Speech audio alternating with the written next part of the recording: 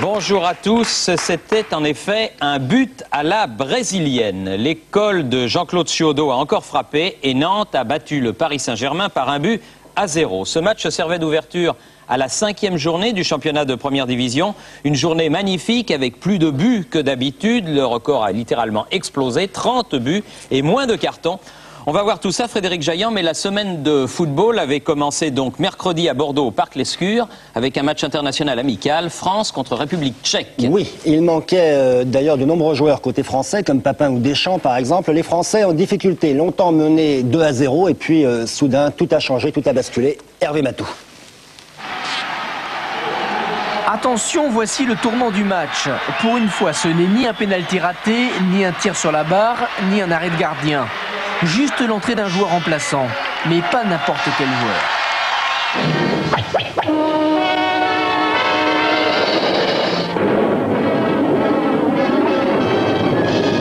Un cavalier qui surgit lors de la nuit court vers l'aventure au galop. Son nom, il le signe à la pointe de l'épée d'un Z qui veut dire Zorro. Résumé de l'épisode, à 3 semaines de son match de championnat d'Europe en Slovaquie, la France affronte son cousin germain, la République tchèque. Privée de plusieurs de ses éléments expérimentés, l'équipe de France éprouve des difficultés pour se créer des occasions. Pire, elle encaisse 2 buts en toute fin de première période. Le premier est signé Skouravi sur un centre de Suchoparek. Le second, moins de 3 minutes plus tard, est l'œuvre de Smechkal d'un joli tir de l'extérieur du pied gauche. 2-0 à la mi-temps, les affaires sont mal engagées. La seconde période sera du même tonneau. La France, impuissante, est toujours menée 2-0 à un quart d'heure de la fin. Caché dans l'ombre, le justicier se prépare. Jamais depuis le début de sa carrière, il n'avait marqué 2 buts dans le même match. Il ne reste que 5 minutes lorsque le Bordelais inscrit un premier but d'anthologie. Passement de jambe, crochet intérieur, enchaîné par une frappe de l'extérieur du pied. Coup bas impuissant, transformé en vulgaire Sergent Garcia. 3 minutes plus tard, ZZ récidive, cette fois de la tête. Un drôle de coup bas pour coup bas. Zidane a frappé et c'est bien connu. Les justiciers, même démasqués, ont toujours le triomphe modeste. C'est un rêve, ouais. Mais il faut le savourer un petit peu et après il faudra recommencer à bien jouer. Et c'est fabuleux ce qui m'arrive ce soir. C'est fabuleux et en plus c'est pas du cinéma. Zidane peut à présent espérer participer à l'aventure pour l'Euro 96 qui débutera le 7 septembre prochain à Bratislava. D'ici la fin de l'année, les Français auront également 3 autres rendez-vous, le 8 octobre à Saint-Étienne face à la Roumanie, puis 2 déplacements en Pologne et en Azerbaïdjan.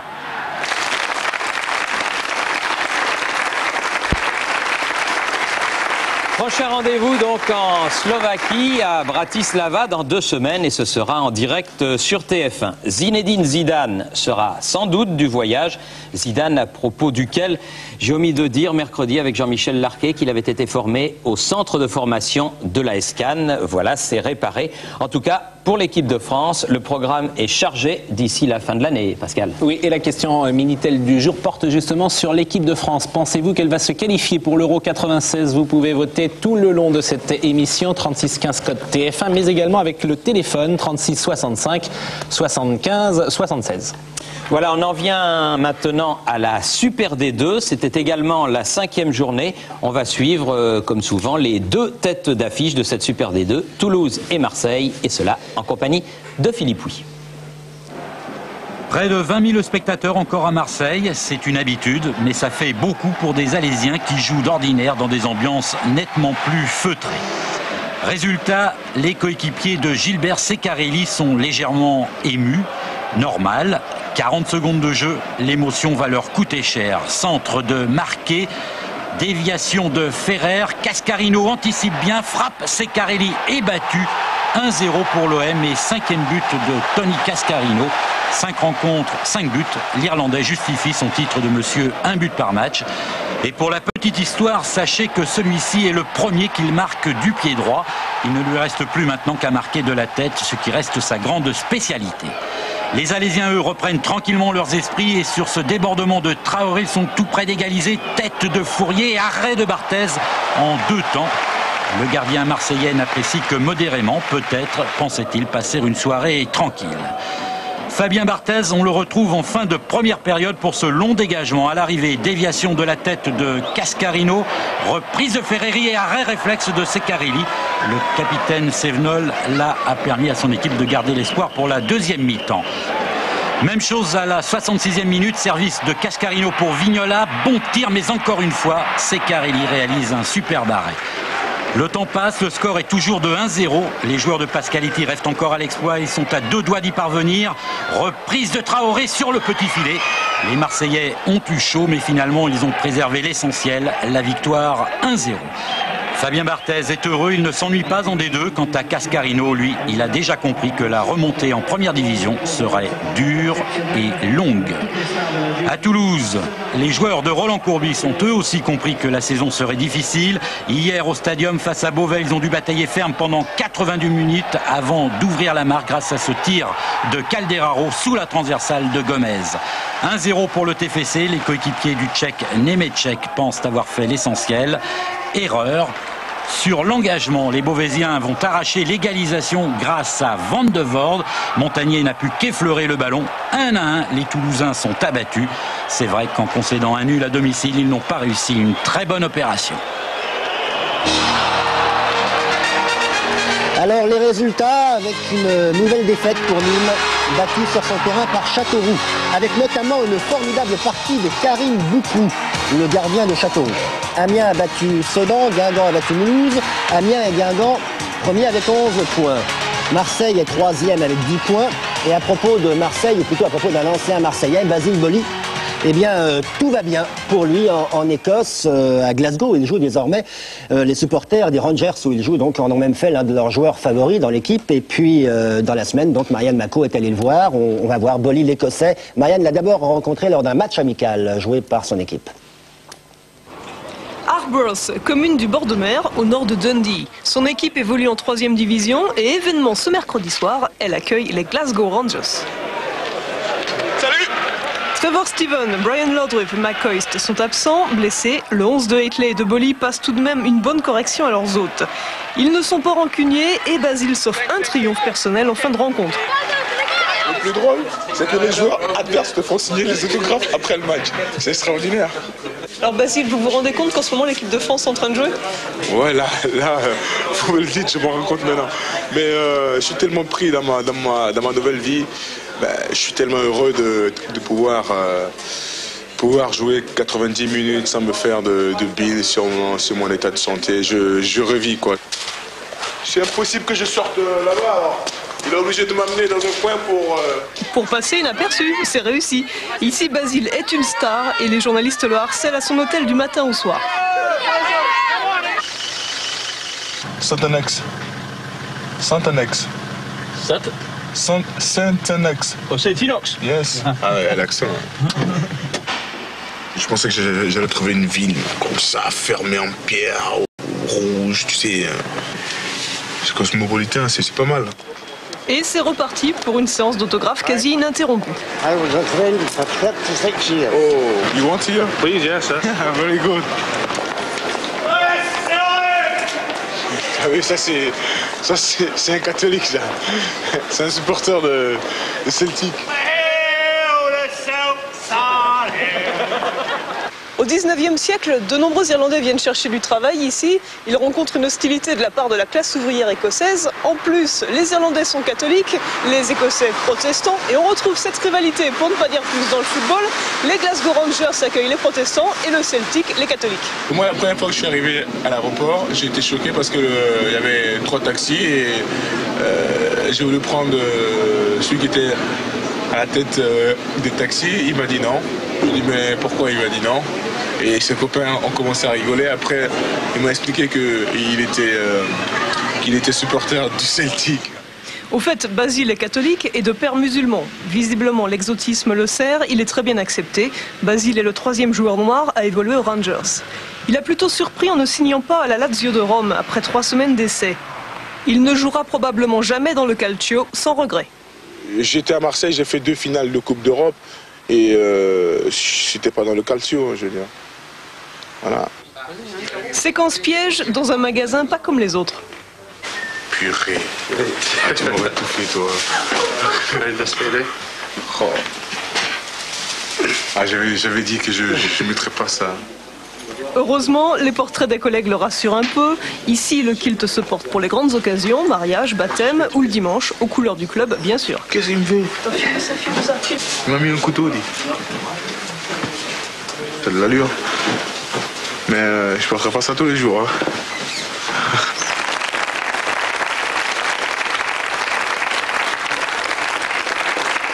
Toujours très élégant, Basile, et en tout cas, il y a une chose, je pense que vous serez d'accord, le kilt lui va à merveille. Tout baigne donc pour l'ancien Marseillais aux Rangers. Une petite ombre au tableau, toutefois, cette défaite, il y a presque 15 jours maintenant, 2-0 à Athènes en préliminaire de la Coupe d'Europe.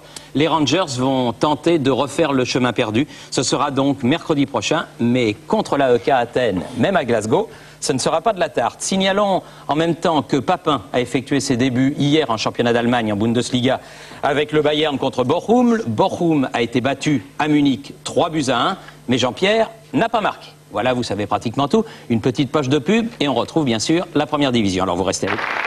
On arrive maintenant à la première division et premier match, Martigues. Étonnant 4e, Martigues invaincu se rendait à Lens où l'attendait le terrible trio infernal africain formé par Oruma, Thiehi et Boli. Marianne Mac. Lens domine largement la première demi-heure de match et croit le concrétiser par Roger Boli lorsque celui-ci récupère la balle de Thiehi. Mais le but est refusé à Boli, l'occasion de se rafraîchir la mémoire sur le règlement. Entre lui et la ligne de but, il n'y a plus qu'un défenseur adverse. Le gardien étant sorti, étant hors de sa position, il n'y a plus qu'un défenseur qui est sur la ligne. Or, il faut 2 défenseurs entre la ligne de but adverse et le joueur en possession du ballon pour qu'il ne soit pas hors jeu. Lens force de plus belle, Adjovi Boko trouve Thiehi. Première interception de Durand, puis de Dubois, l'ancien Lensois. 43e minute, Lens version africaine. Adjovi Boko renverse sur Oruma. Boli passe à Thiehi. À nouveau pour Oruma, Lens mène 1-0. Wilson Oruma, le Nigérian de 17 ans et demi, compte déjà 3 buts cette saison. Lens mène à la mi-temps et va bientôt dominer en nombre. 5 minutes après la reprise, Bouisset cisaille Roger Boli par derrière. Le règlement est formel et Monsieur Lenné inflexible, expulsion. L'absence de l'arrière martégal se fait immédiatement sentir. Frédéric Mérieux piège Thierry Rabat. Il décèle l'absence de marquage dans la surface sur Joël Thiehi. Lens réussit son 2e but à 0. 4e but cette saison pour Thiehi, toujours meilleur buteur du club. Le match n'est pas gagné pour autant. 3 minutes plus tard, attaque de Martigues. Ralaïkera centre au millimètre sur Tolo. Varmus s'attend à ce que la balle contourne sa lucarne. Pas du tout, elle s'y loge 2-1. Martigues se reprend et Ali Benardia affiche sa technique. Varmus aussi. Corner encore pour Martigues. Et dégagement de Sikora. Maurice Bouquet arme une superbe reprise de volée. Un geste qui aurait mérité mieux que les bras de Varmus. Martigues s'acharne encore, on ne dirait pas qu'il lui manque un joueur. Petrucci pour Benardia puis Tolo. Encore une balle menaçante pour Lens. Mais l'embellie prend fin pour les Provençaux. Les Lensois brillent en fin de match. Mérieux a lancé Thiehi, bien en jambes. Quelques dribbles encore. Et il n'est pas loin de marquer. C'était la dernière action du match. Lens bat Martigues 2-1 et apprécie sa 2e place du classement. Ce qu'il faut garder, c'est le calme et puis être très concentré sur les matchs et puis serrer le coude. Je crois qu'avec l'état d'esprit qu'on a en ce moment, et si on le garde cet état d'esprit, rien ne peut nous arriver.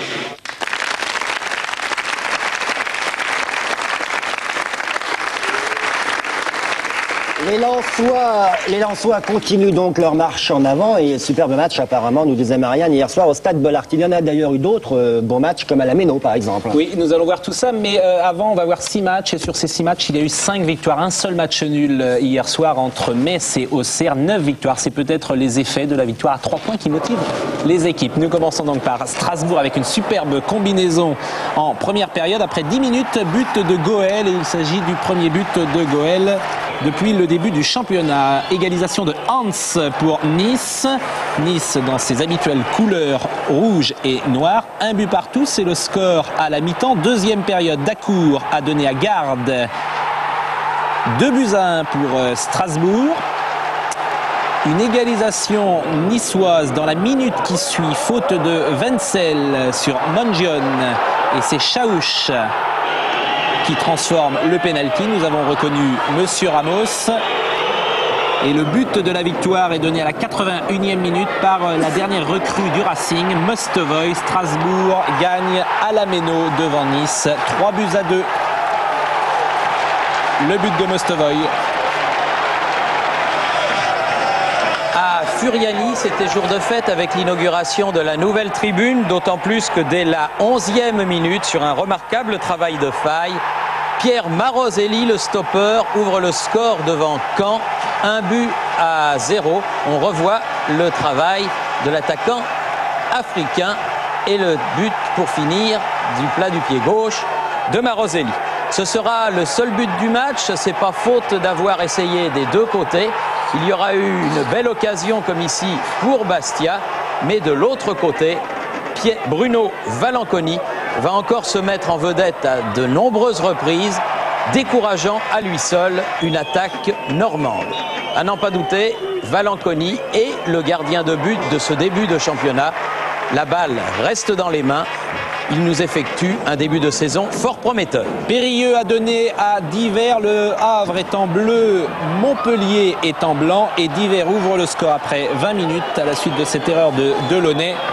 Le Havre mené à domicile, mené également à la mi-temps. 48e minute, Risetto dépose le ballon sur la tête de Pavon. 2-0 pour Montpellier. Montpellier qui n'avait pas engrangé le moindre point avant cette rencontre. Faute de Derzakarian dans la surface de réparation sur Lagrange. Penalty transformé par Caveglia.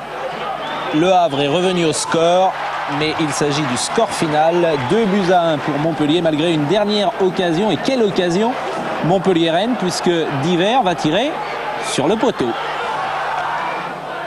Il ne fallait pas arriver en retard à Saint-Symphorien pour la venue d'Auxerre, puisque moins de 100 secondes après le coup d'envoi, Auxerre menait déjà 1-0, centre de Mahé, reprise de Ferrer. Dès lors, Solaire, Les occasions vont se multiplier. Charbonnier sera vigilant pendant une bonne partie de la rencontre, mais il ne pourra rien en fin de match. Après un but refusé, il y en aura un qui sera parfaitement valable, celui-là, et il sera le but de l'égalisation pour Metz, une tête piquée de Zitelli. Un but partout entre Auxerre et Metz. La partie se jouait en Lorraine.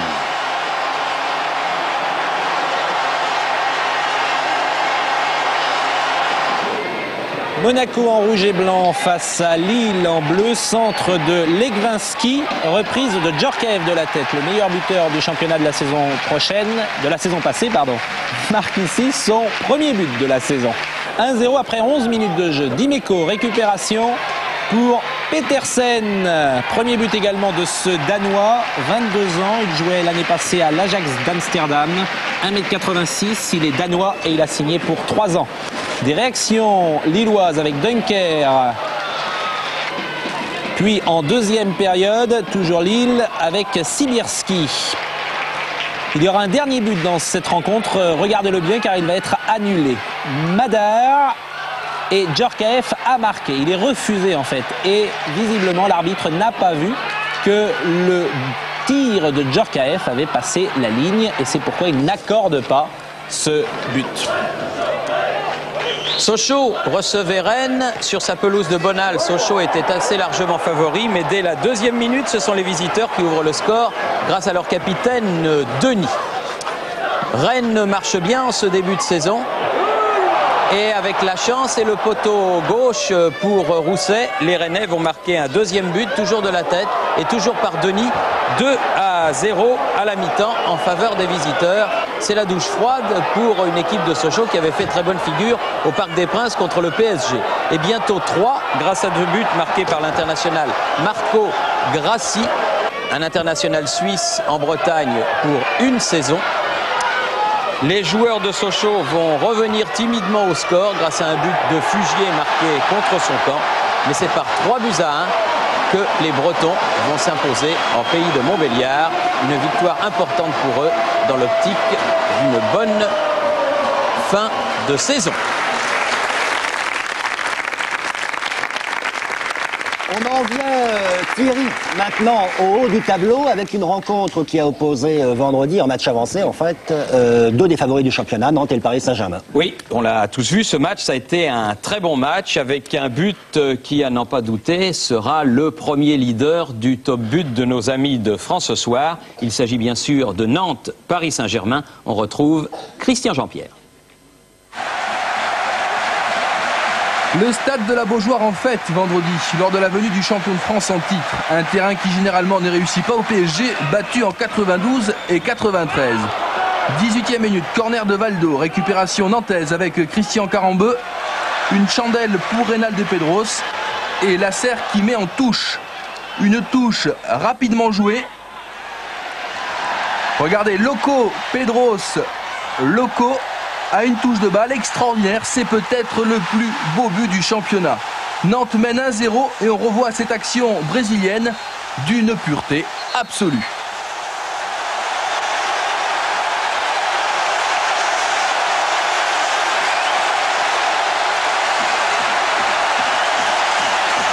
Lama ne peut rien faire donc sur l'extérieur du droit de Loco. Désormais les Parisiens n'ont plus le choix, il faut attaquer. Valdo, Wea.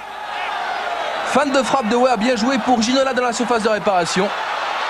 Il est contré par la défense nantaise. On va retrouver le duo parisien juste avant la pause avec au départ Georges Wea. Un long ballon pour Ginola.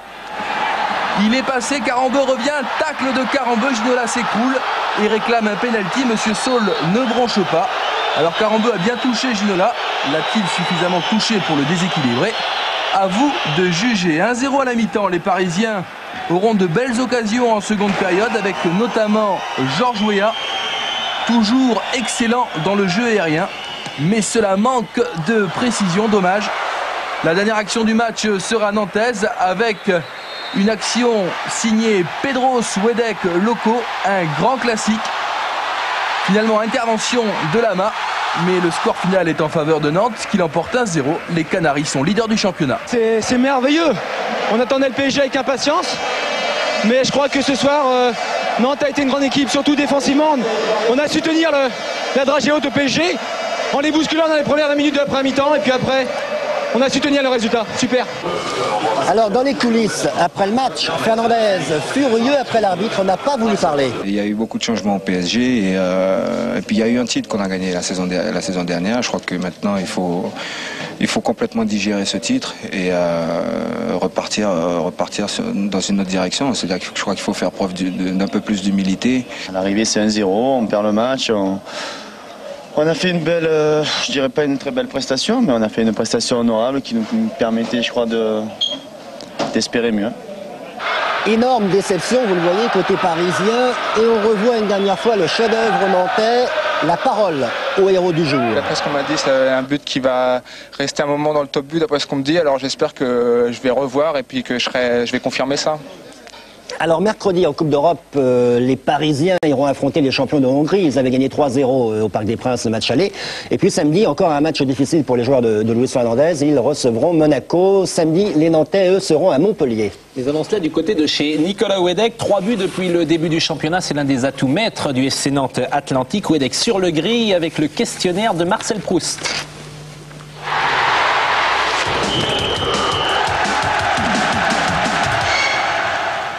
Nicolas Wedek, quel est le comble de la misère pour un footballeur?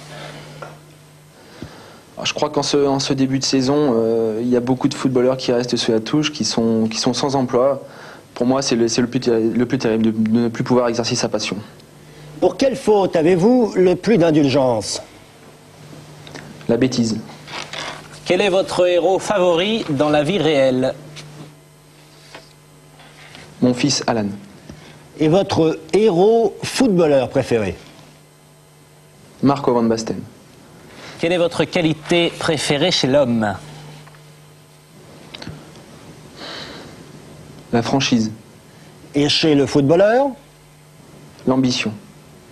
Qui auriez-vous aimé être? Je me sens très bien moi-même. Quel est le principal trait de votre caractère? La générosité. Quel est votre principal défaut dans la vie? Être impulsif. Et sur le terrain? Parfois, je joue beaucoup trop facile. Que détestez-vous par-dessus tout, Nicolas? Le mensonge. Quel don de la nature aimeriez-vous avoir? Le don de voler. En l'air. Comment aimeriez-vous mourir? Mourir de plaisir. Quelle est votre devise? Là, j'ai un petit peu triché. J'ai appris la devise du Football Club de Nantes.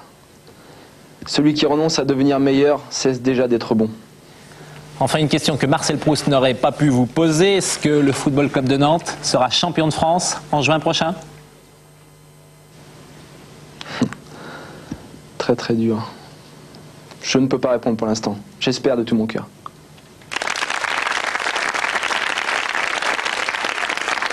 Eh bien, on verra ça effectivement. En tout cas, merci Nicolas Wedek, toujours leader du championnat avec Nantes. Et avant d'ailleurs cette 5e journée, il y avait un autre leader, il y en avait un deuxième, Lyon, qui s'est déplacé hier soir à Cannes. La parole à Yves Kupferminck. Réunion d'anciens au stade Pierre de Coubertin à Moreau, Sayache et Paille parlent probablement de l'excellent début de saison de Lyon. 3 victoires, dont une à l'extérieur. Les Lyonnais peuvent rester leaders s'ils battent Cannes. Détendus, les Gones, Bruno Ngotti et Florian Maurice, apparemment, l'OL n'a pas la pression. Il y a un danger comme ça quand on est en début de championnat leader? Non, je crois pas, surtout que Nantes a pris le dessus hier, donc ça sera difficile pour nous de rivaliser avec eux. Donc il faut pour nous rester dans le peloton de tête et rester le plus longtemps possible. Privé de Priou, suspendu, Cannes fait débuter ce garçon de 26 ans. Ardian Kosnikiu est originaire du Kosovo, mais de nationalité croate. Il vient de Split, gaucher, c'est un buteur. Il est là depuis 8 jours, son seul problème, communiquer. Heureusement, son entraîneur, c'est Suzik. C'est plus facile pour moi car dans l'équipe, il y a quelqu'un qui parle ma langue. Je suis d'autant plus motivé pour réussir ici à Cannes que c'est Savette qui m'a convaincu de venir. Quelques jours d'entraînement pour faire la connaissance de ses coéquipiers, ce n'est pas beaucoup, mais apparemment c'est suffisant pour Kosnikiu qui dès la première minute sur son premier ballon est à 2 doigts d'offrir à Christophe Orlaville, une autre recrue de l'AS Cannes, le premier but de la partie. En début de rencontre, Lyon parfaitement organisé presse les Azuréens dans leur camp. Les joueurs de Tigana sont sur d'eux, ils se comportent en leader et auraient très bien pu ouvrir la marque à la fin du premier quart d'heure. C'est tout d'abord De La Montagne qui est contré in extremis et sur le corner qui suit, Éric Roy de la tête est à 2 doigts de battre François Lemasson. Superbe réflexe du gardien cannois, le spectacle est au rendez-vous comme le souhaite Safet Suzik. Et la rencontre s'équilibre peu à peu. Ces joueurs sont certes encore dominés, surtout dans l'organisation tactique, mais comme l'an dernier, ils sont experts en contre-attaque et sortent très vite, ici avec Kader Ferraoui qui adresse un très bon centre dans la course de Orlaville, dont la tête passe juste au-dessus. Fin de première période, on va avoir un aperçu des qualités de Kosnikiu. Il récupère un ballon à 30 mètres, crochet du droit, frappe du gauche. C'est juste à côté, mais ça fait plaisir à Suzy qui peut compter sur un attaquant supplémentaire. Moi, j'aime pas jouer avec 5-6 joueurs derrière, ça sert à rien. Parce qu'après, on souffre au milieu de terrain. Bon, on n'est pas dangereux. Bon, de temps en temps, on peut faire 0-0 ou peut-être gagner 1-0 sur une contre-attaque. Mais pour moi, c'est une équipe qui est obligée de jouer 90 minutes, d'attaquer. Et cette équipe, elle va faire plaisir à son entraîneur. 54e minute, Orlaville sert Kosnikiu qui de près trompe Paul Meta. Premier match et premier but donc pour le Croate qui immédiatement se jette dans les bras de Suzy. Le Bosniaque, tout un symbole. Lyon accuse le coup, l'équipe n'est plus que l'ombre de celle qui a joué la première période, si bien qu'à la 61e minute sur un centre de Delmotte, c'est Christophe Orlaville qui porte la marque à 2-0. Lui aussi marque son premier but sous ses nouvelles couleurs. Pascal Olmeta est abattu et pourtant ses malheurs sont loin d'être terminés. Les Canois arrivent de partout comme s'ils étaient plus nombreux sur le terrain. 68e minute, Bedrosian sur le côté gauche, un crochet pour s'écarter d'Amorouz, frappe au ras du poteau qui surprend Olmeta. 3-0 à 20 minutes de la fin. Le match est pratiquement terminé. Mais Cannes, qui n'a marqué que 3 buts lors des 4 premières rencontres, a bien l'intention de profiter de la détresse d'une équipe lyonnaise à la dérive. La preuve à la 79e minute, dégagement de Lemasson. Ngoti laisse passer le ballon, Koznikiu est en embuscade et lobe Olmeta. 4-0, passe décisive pour Lemasson et deuxième but du Croate. À 4 minutes de la fin, Bruno Ngoti sauve l'honneur pour Lyon sur coup franc. Mais ça ne suffit pas pour lui faire avaler une pilule qui sera encore un peu plus salée à la toute dernière minute de jeu lorsque sur un centre de Durix, la reprise de Koznikiu va être détournée par Sassus, 5-1. Superbe match et superbe début de ce joueur encore inconnu hier. Je ne rêvais pas d'un tel début, mais je savais que j'allais marquer un but. J'ai entendu parler de lui depuis longtemps, mais je n'ai jamais vu jouer. J'ai vu une cassette. Bon, j'ai vu sur la cassette qu'il avait des qualités qu'on cherchait et on l'a pris. Ça s'appelle avoir du flair. À Cannes, on ne doit pas regretter d'avoir misé sur Ardian Koznikiu.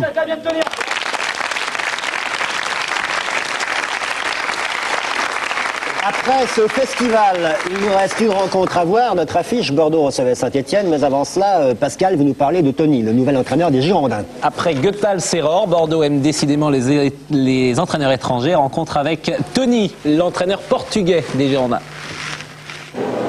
Mais où va donc Antonio José Oliveira? Mercredi à Bordeaux, Tony quitte la Gironde en compagnie de son fils et de son épouse. Destination Nice pour une rencontre surprise. 1h10 de vol, juste le temps de confirmer sa réputation d'entraîneur exigeant. Pour réussir, il n'a que le travail, et la rigueur, la discipline et la responsabilité. Ce sont des mots que j'utilise beaucoup, mais je pense que ce sont les mots que tous les entraîneurs utilisent aussi.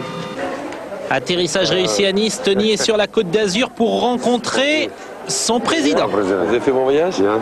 Bonjour madame, très heureux.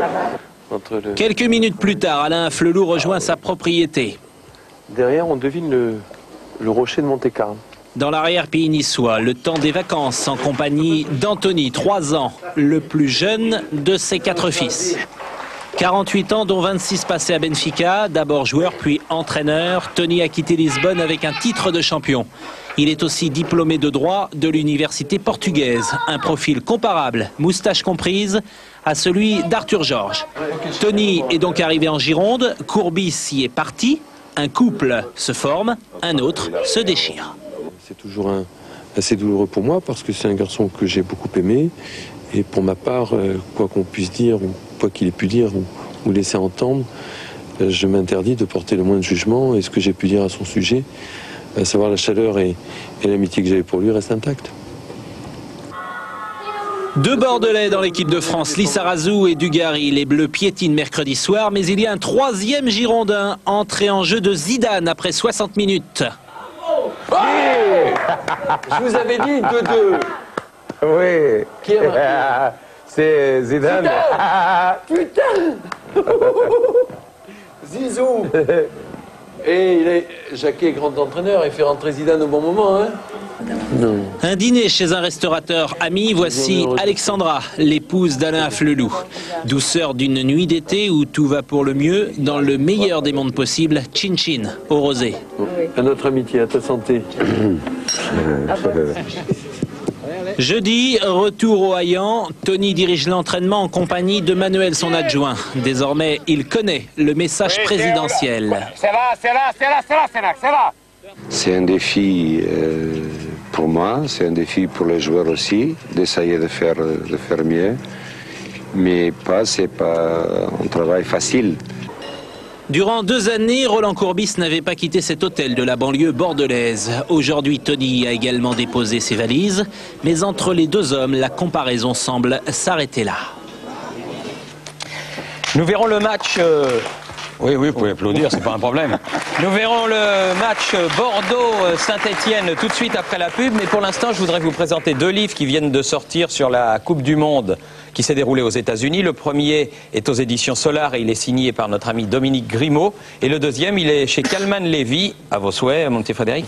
Et le deuxième, il est chez Calman Lévy et il est signé Jérôme. Posé à l'Escure, Bordeaux à Saint-Étienne. Et Pascal, on a lu dans la presse spécialisée et même dans la presse tout court qu'il y avait des petits problèmes à Bordeaux. Oui, il y a toujours des petits problèmes dans une équipe de football. C'est 22 grands garçons. Alors parfois, il y a des petits problèmes, mais tout est entré dans l'ordre. Bordeaux, départ mi-figue, mi-raisin. 2 victoires, 1 match nul, 1 défaite avant de recevoir Saint-Étienne.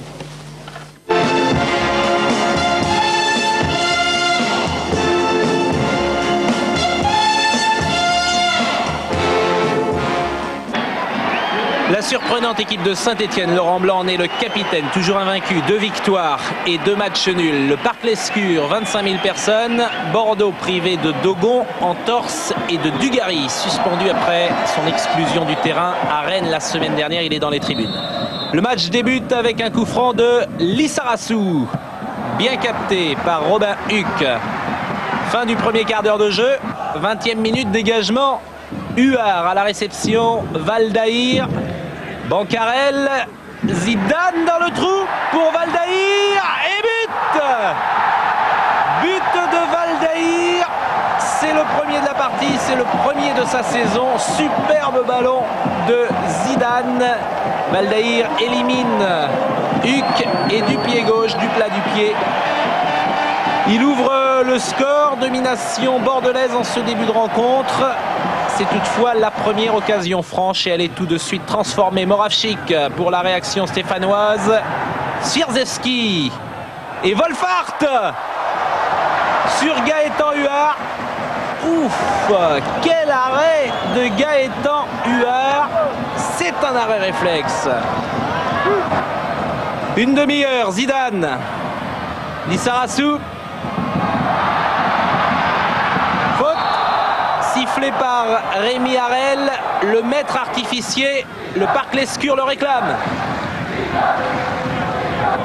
C'est Zidane, Zidane au coup franc et but! But de Zinedine Zidane après 31 minutes. C'est superbe, c'est le premier but de la saison avec les Girondins. C'est le 3e de la semaine. Une frappe à la Platini, enroulée de l'intérieur du pied droit. Robin Huck ne pouvait pas grand-chose.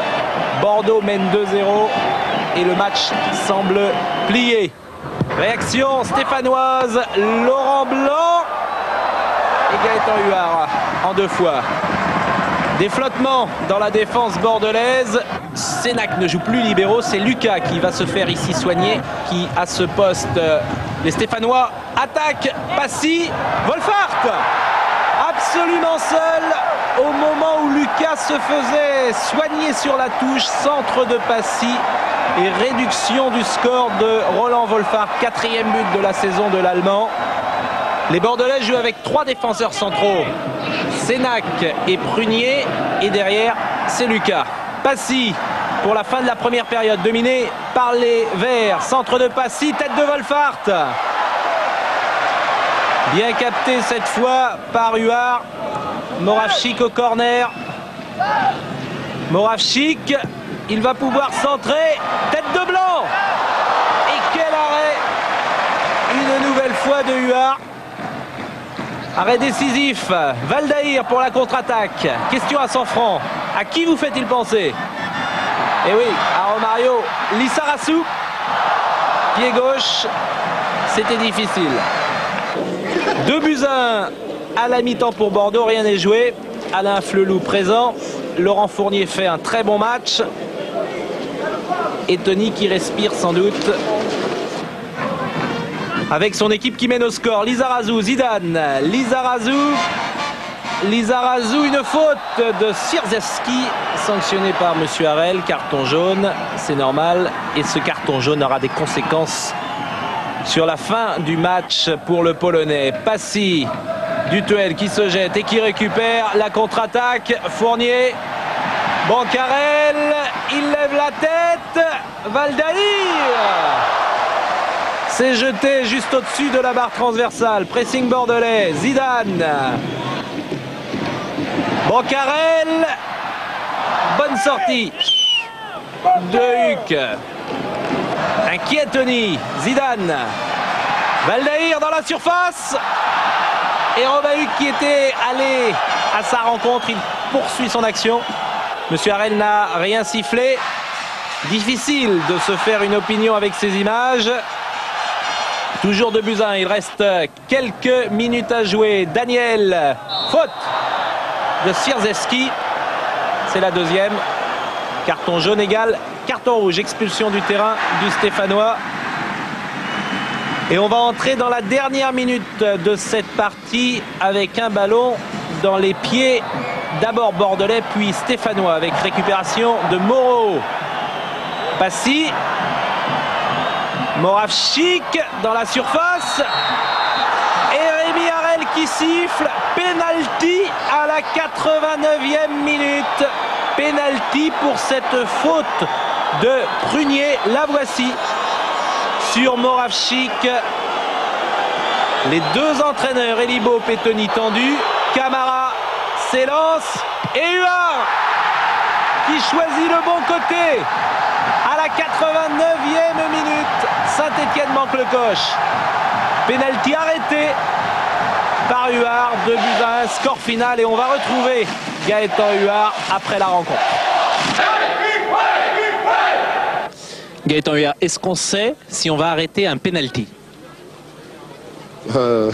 Moi, sincèrement, oui. Pour moi, oui. Je le sens et bon, c'est comme ça. J'ai même été voir Laurent pour lui demander. Je pensais que c'est toi qui allais le tirer. Bon, ça fait partie de mon poste. C'est quelque chose que j'aime bien et que j'affectionne bien. Je vous dis, je regarde beaucoup les séries de pénalty à la télévision, non pas pour noter le nom des joueurs et où ils tirent, mais pour regarder certaines choses qui m'apportent beaucoup. Et sur une série de 5 à la Coupe du Monde, je fais pas beaucoup d'erreurs. Généralement, je fais une erreur. C'est pas par prétention, c'est parce que avec mon père qui est ancien gardien, on a regardé et on a notre idée. Et c'est vrai qu'à 80%, elle est bonne. De l'autre côté, réaction stéphanoise avec Elibo. Je suis déçu pour mes joueurs qui ont parfaitement travaillé toute la deuxième mi-temps pour essayer de revenir au score. Et je dois les féliciter par la manière et la volonté qu'ils ont mis à égaliser. En tout cas, une belle soirée de foot à l'Escure. Il y en aura une autre samedi prochain puisque les Girondins de Bordeaux accueilleront Cannes pour la 6e journée. Ce sera encore une très belle rencontre. Et si vous êtes dans le sud-ouest en vacances et si vous voulez faire une bonne action, eh bien vous vous rendez à Hendaye jeudi à 16h pour l'opération Chrysalide de Patrice Lagisquet et de Serge Blanco. Le Variété effectuera sa rentrée avec toutes ses stars contre l'équipe de Hendaye. Voilà, on va maintenant passer à nos panneaux. Bon, on va voir où où en est Bordeaux. Par exemple, entre autres. Entre autres, les Girondins font une bonne opération. Regardez, les voilà 4e à la différence de but, 2e en fait au nombre de points avec Lens, Cannes et Lyon. Et la bonne affaire également pour Nantes qui a fait le trou avec 3 points d'avance. Et regardez bien, dans la deuxième moitié du classement, Monaco, 13e, est à 6 points. Auxerre, 14e, est à 7 points. Et le PSG, champion en titre, est actuellement 15e à 8 points. Il faut réagir dans ces 3 grosses équipes. En national, là où la victoire vaut toujours 2 points, 5 clubs ont 5 points, 2 victoires et un nul donc. Brive, Lorient, Avranches, Saint-Leu et Noisy-le-Sec. Ces 5 formations, ces 5 clubs sont premiers à égalité. Et dans la nationale 1B, où il n'y a eu qu'une seule victoire à l'extérieur, Toulon qui est allé gagner à Roubaix, Istres, Épinal et Valoris ont également 5 points et se partagent la première place. Mon petit Pascal, oui, la réponse à la question Minitel. Est-ce que les Français sont confiants avec l'équipe de France, pour l'équipe de France? Eh bien oui, puisque vous pensez dans une large majorité, et vous avez raison, que l'équipe de France va se qualifier pour l'Euro 96. Oui, et sûr, hein. Elle va parce que rappelons qu'il y aura 16 équipes à l'Euro 96 qui se déroulera en Angleterre et que dans le groupe de l'équipe de France, il y aura 2 qualifiés et un gros morceau à avaler quand même. C'est pas Aimé Jacquet qui nous dira le contraire, n'est-ce pas Pascal? Oui. L'équipe de Roumanie. Avant, il n'y avait qu'un qualifié par groupe. Voilà, c'était beaucoup plus dur que la Coupe du Monde du reste. Voilà. Eh bien voilà. On va pas tarder à se quitter. Vous n'avez pas grand-chose à ajouter? Non. Belle soirée de championnat en perspective samedi. Et belle soirée pour le Paris Saint-Germain, du moins espérons-le, mercredi. Le Paris Saint-Germain qui disputera son match retour de la phase éliminatoire de la Coupe d'Europe des clubs champions, la Champions League. Ils ont 3 buts d'avance, on espère que ça va bien se passer. On est de tout cœur, on croise les doigts derrière le Paris Saint-Germain, comme on est de tout cœur avec Basile Boli, qui a 2 buts à remonter avec les Rangers. Vous savez qu'il était suspendu pour le match aller, et on salive à l'avance à l'idée du 14 septembre. Retenez bien cette soirée, c'est le début de la Champions League, et le Paris Saint-Germain, en principe, au Parc des Princes, on ne veut pas leur porter la poisse, accueillera le Bayern de Munich. Voilà, bonne semaine, bon dimanche, bonne fin de vacances si vous y êtes toujours, et à dimanche prochain. Au revoir.